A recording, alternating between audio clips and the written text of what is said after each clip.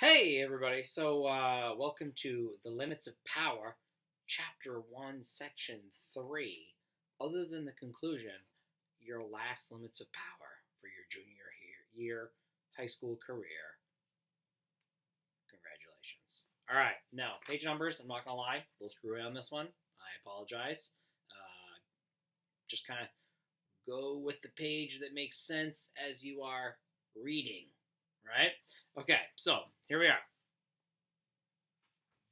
The U.S. military presence in Central Asia is a work in progress. Along with success, there have been setbacks, to include being thrown out of Uzbekistan. Yet, as analysts discuss next steps, the terms of the debate are telling. Disagreement may exist on the optimum size of U.S. footprint in the region, but a consensus has formed in Washington around the proposition that some long-term presence is essential. Observers debate the relative merits of permanent bases versus semi-warm facilities, but they take it as a given that the U.S. forces require the ability to operate throughout the area. We've been down this path before. After liberating Cuba in 1898, Spanish-American War, and converting it to a protectorate, remember we had the Teller Amendment that said we were going to give them their freedom, and then we're like, nope, just kidding. Platt Amendment, you're a protectorate. You can't make a decision, Cuba, without our okay first, right? The United States set out to transform the entire Caribbean into an American lake. Don't forget, Roosevelt corollary, big stick diplomacy. Ringing a bell, just throwing it out there. All right, big stick diplomacy, Theodore Roosevelt, dollar diplomacy, Taft, the guy that got stuck in his bathtub. Just as a century ago, senior U.S. officials proclaimed their concern for the well-being of Haitians, Dominicans, and Nicaraguans, so do senior U.S. officials now insist on their commitment to economic reform, democratic reform, and human rights for all Central Asians. But this is mere camouflage. The truth is that the United States is engaged in an effort to incorporate Central Asia to the Pax Americana. Highlight this. Whereas expansion into the Caribbean a century ago paid economic dividends, as well as enhancing U.S. security, expansion into Central Asia is unlikely to produce comparable benefits. It will cost far more than it will ever return. Stop there. Not forgetting, highlighted sections, answers to the question sheets. And so what they're saying is that, during U.S. imperialism in the 1890s, no, we actually did make some money out of that because there were economic gains to be had in terms of global trade and all that type of stuff. Here, in the War on Terror and our presence in Central Asia, not so much. As you can see, by the way, clear water, because it's nighttime, and I understand moderation. All right. Nowhere near as delicious as Mountain Dew. All right. American officials may no longer refer to Afghan warlords or insurgents as freedom fighters, yet, to a very large degree, U.S. and NATO forces in present-day Afghanistan are fighting the offspring of the jihadists that Reagan so lavishly supported in the 1980s. Preferring to compartmentalize history into pre-9/11 and post-9/11 segments, Americans remain oblivious to the consequences that grew out of Ronald Reagan's collaboration with the Mujahideen. Remember the Afghanistan Civil War we talked about in Chapter 1, Section 2. Seldom has a seemingly successful partnership so quickly yielded a poisonous fruit. In retrospect, the results achieved by liberating Afghanistan in 1989 serve as a cosmic affirmation of Reinhold Niebuhr's entire worldview. Of Afghanistan in the wake of the Soviet withdrawal, truly it can be said, as he wrote long ago, the passive progress proved to be more devious and predictable than the putative managers of history could understand. When it came to the Persian Gulf, Reagan's profligacy took a different form. Far more than any of his predecessors, Reagan led the United States down the road to the Persian Gulf perdition. History will hold that George W. Bush, the son, not the dad, primarily accountable for the disastrous Iraq War of 2003, but that war had a godfather, and it was Ronald Reagan. Highlight this. Committed to quantitative solutions, Reagan never questioned the proposition that the American way of life required ever larger quantities of energy, especially oil. Stop there. Since satisfying American demand by expanding domestic oil production was never anything but a mirage, Reagan instead crafted policies intended to alleviate the risks associated with dependency. To prevent any recurrence of the oil shocks of 73 and 79, he put in motion efforts to secure U.S. dominion over the Persian Gulf. Highlight this. A much hyped but actually receding Soviet threat provided the rationale for the Reagan military buildup of the 1980s. Stop there. Ironically, however, the splendid army that Reagan helped create found eventual employment not in defending the West against totalitarianism, but in vainly trying to impose an American imperium on the Persian Gulf.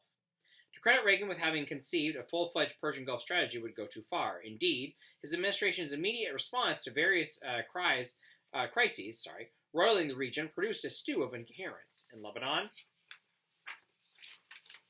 he flung away the lives of 241 Marines in 1983 that still defies explanation.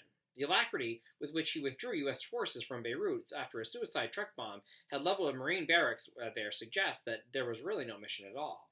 Yet Reagan's failed intervention in Lebanon seems positively logical compared to the contradictions riddling his policies toward Iran and Iraq. Saddam Hussein's invasion of Iran touched off a brutal war that spanned Reagan's presidency. Highlight this. When the Islamic Republic seemed likely to win that conflict, Reagan famously tilted in favor of Iraq, providing intelligence, loan guarantees, and other support while turning a blind eye to Saddam's crimes. American assistance to Iraq did not enable Saddam to defeat Iran. It just kept the war going. Stop there. And I think this is an important thing to note, everybody. In the 80s, 70s, 80s, we loved Saddam Hussein. Saddam Hussein was the man. All right? Make no mistake. Iran, then, as now, is the number one enemy. All right? We loved Saddam in the 70s and 80s because he was fighting Iran. All right? And then things got out of hand in terms of Saddam not necessarily doing what we willed as a part of our policy, and then Saddam became the enemy. But always, it has been Iran. Make no mistake about that. So what did we do? We set up, during the Iran-Iraq War, a means for a constant balance of power. If Iran needed a little budge, we gave Iran some weapons. If Iraq needed a little budge, we give them the weapons, because they were the two dominant powers in the Middle East, and if we kept them busy killing each other, and that was a brutal, terrible war, just going to throw that out there, reports of like them using children to set off minefields, all kinds of various things, okay, that are terrible, all right? We kept that going in order to maintain weakness in the region so that we could then go in and supposedly assert our dominance, right? So keep that in mind. At the same time, in what became known as the Iran-Contra affair, White House operatives secretly and legally provide weapons to Saddam's enemies, the Ayatollahs ruling Iran, who were otherwise said to represent a dire threat to U.S. national security. Highlight this. For all the attention that they eventually attracted, these misadventures served primarily to divert attention from the central thrust of Reagan's Persian Gulf policy. Stop there. The story lurking behind the headlines was one of strategic reorientation. During the 1980s, the Pentagon began gearing up for waning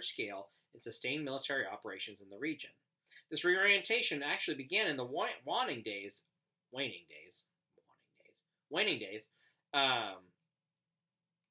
lost my place, of the Carter administration, when President Carter publicly declared control of the Persian Gulf to be of vital interest.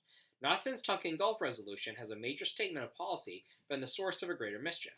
Yet for Reagan and for each of its successors, the Carter Doctrine has remained a sacred text, never questioned, never subject to reassessment. As such, it has provided the overarching rationale for nearly 30 years of ever-intensifying military activism in the Persian Gulf. Even so, when Reagan succeeded Carter in January 1981, U.S. forces possessed only the most rudimentary ability to intervene in the Gulf.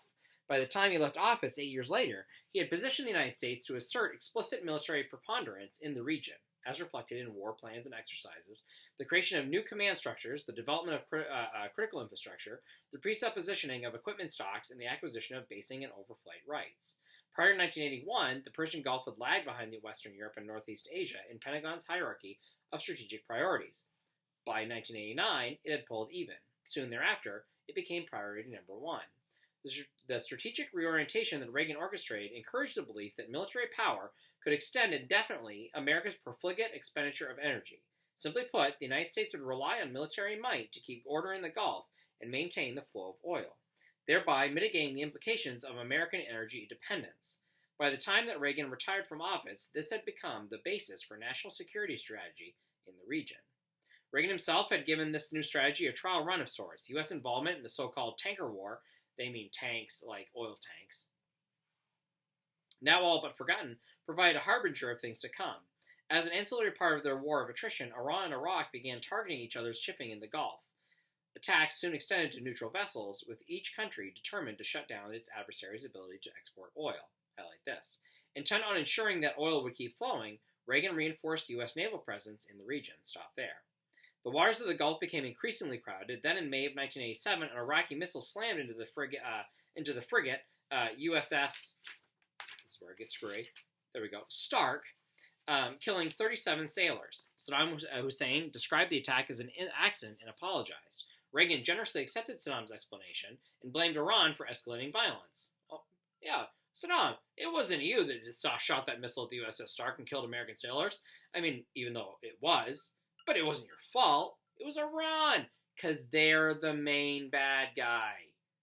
Even when we try to make them not, they are for U.S. foreign policy. Not that they legitimately are. They're mad because they threw out a U.S.-backed president and replaced him with, I don't know, someone they chose on their own. And we were like, how dare you? All right? Iran, bad guys. Forever. Hydrate. All right. That same year, Washington responded favorably to a Kuwaiti request for the U.S. Navy to protect its tanker fleet. When, in the course of escort operations in April 1988, the USS Samuel B. Roberts struck an Iranian mine, suffering serious damage, Reagan upped the ante. U.S. forces began conducting attacks on Iranian warships, naval vessels, and oil platforms used for staging military operations. Iranian naval operations in the Gulf soon ceased, although not before an American warship had mistakenly shot down an Iranian commercial airliner with the loss of 300 civilian lives. The Reagan administration congratulated itself on having achieved a handsome victory. For a relatively modest investment, the 37 American sailors killed on the Stark were forgotten almost as quickly as the doomed passengers on Iran Air Flight 655. The United States had seemingly demonstrated its ability to keep open the world's oil lifeline. But appearance belied a more complex reality. Highlight this. From the outset, Saddam Hussein had been a chief perpetrator of the tanker war. Stop there. Reagan's principal accomplishment had been to lend Saddam a helping hand, a substantial moral cost to the United States. The president's real achievement in the Persian Gulf was to make a down payment on the enterprise destined to consume tens of thousands of lives, many others not, along with hundreds of billions of dollars to date at least, the ultimate expression of American profligacy. Whatever their professed ideological allegiance or party preference, Reagan's successors have all adhered to the now hollowed tradition of decrying America's energy dependence. In 2006, this ritual reached a culminating point of sorts when George W. Bush announced America is addicted to oil. Yet none of Reagan's successors have taken any meaningful action to address this addiction. Each tacitly endorsed it, essentially acknowledging that dependence had become an integral part of American life. Like Reagan, each of his successors ignored pressing questions about the cost that dependence entailed. That Americans might shape the habit of choosing a different course remains even today a possibility that few are willing to contemplate seriously. After all, as George H.W., the dad, Bush, declared in 1992, the American way of life is not negotiable. With nothing negotiable, dependency bred further dependency that took new and virulent forms. Each of Reagan's successors relied increasingly on military power to sustain that way of life. Highlight this. The unspoken assumption has been that profligate spending on what politicians euphemistically refer to as defense can sustain profligate domestic consumption of energy in imported manufacturers. Stop there.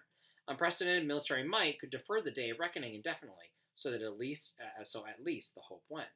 And so what they're getting at there is that, our way of life is dependent upon energy, aka oil, and what we were trying to portray is this idea that it didn't matter how much we consume. It doesn't matter how much energy we need. It doesn't matter how many manufactured goods we're going to purchase.